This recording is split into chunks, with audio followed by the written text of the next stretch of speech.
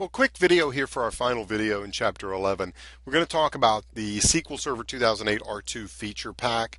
Feature pack concept is not new here in the Microsoft space. Pretty much every edition, I think since 2000 that I can remember, has had a feature pack. And all that really means is that it's just a bunch of random things that you can download in addition to / separately from the actual installation media. Okay, so some of the items are included on the installation DVD, some of them aren't.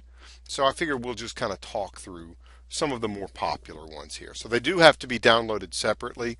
It's weird that they call these the feature pack, yet they must be downloaded separately, but it is the way it is. So I do have the link in here. If you pull up the PDF, I actually have several links in this PDF, so it's probably a good idea to get that PDF so you can find what those links are right there. So we'll take a quick look at some of the popular ones. Some of them will ship with R2, like I said. Some of them are available as a standalone. Number one, the BPA, Best Practices Analyzer.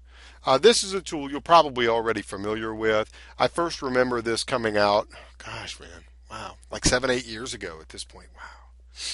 So it's been out for a long time. This is just updated to reflect R2, the new hardware that's out there, new best practices. So it's a small set of best practices. This is not a replacement for due diligence on your part, right?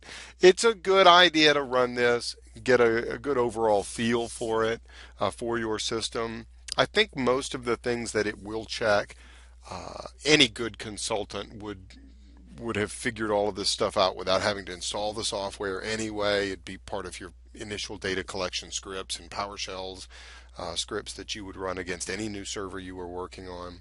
But it's a good idea if you want to learn what some of the best practices are. Okay, so I use it both as when I'm talking to other people, as a tool to tell them, hey, you can run this and get a sort of a warm fuzzy feeling.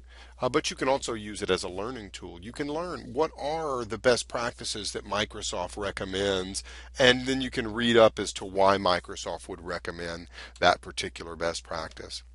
This particular tool does support 2008 and R2, so you can run it against both. You can even run it remotely.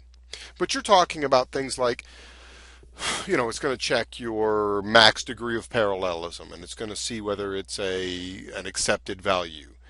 It's going to check your query governor and, all these different login settings, your security settings, how many sysadmins you have, is the local administrators group part of the sysadmins. It's going to look at all of those and offer suggestions.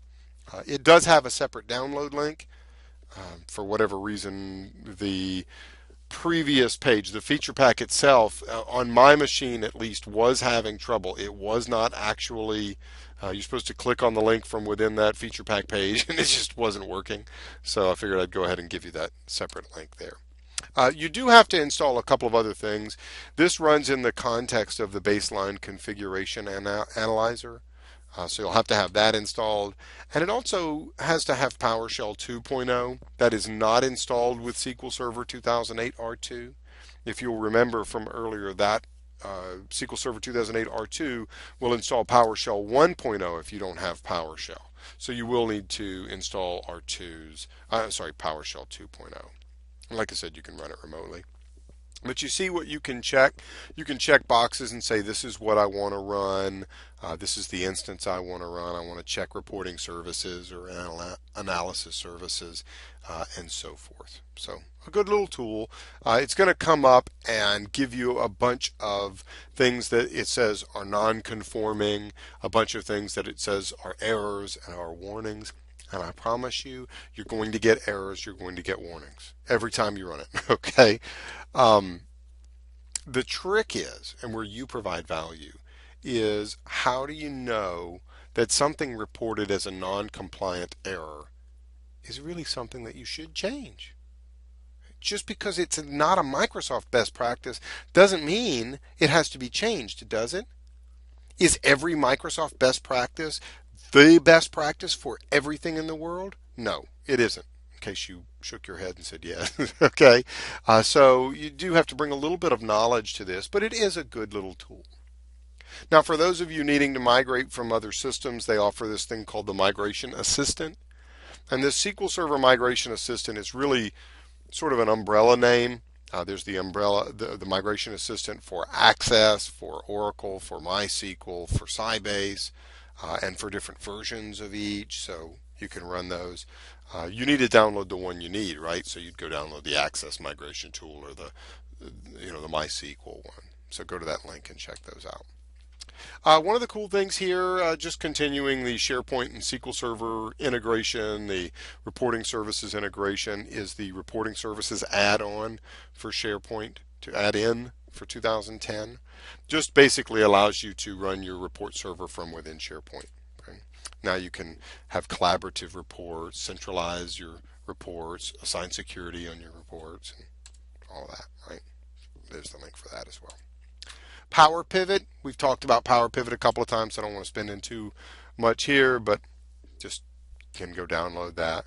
All right. This is what you would deploy on your analysts' desktops. Okay.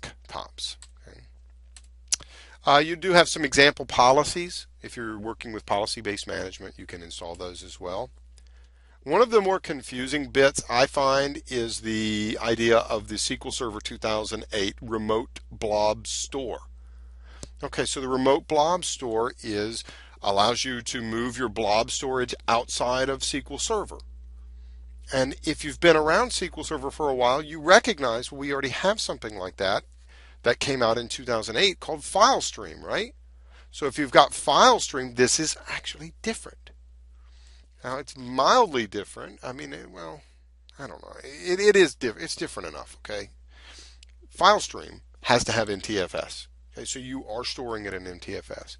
Whereas with remote Blobstore, you can store it on RAW, you can store it on FAT, you can basically find the cheapest storage you can, store it on there, you can code against it with API access, a little different, a little more configurable, I guess, than the remote Blobstore. But in the end, it works the same way from a SQL Server perspective. It's just placing basically a pointer inside the database so that it can keep track of where that particular blob is stored. Again, there's a cool white paper here that I listed in there. And that's it. Told you it'd be a quick roundup. See you in chapter 12.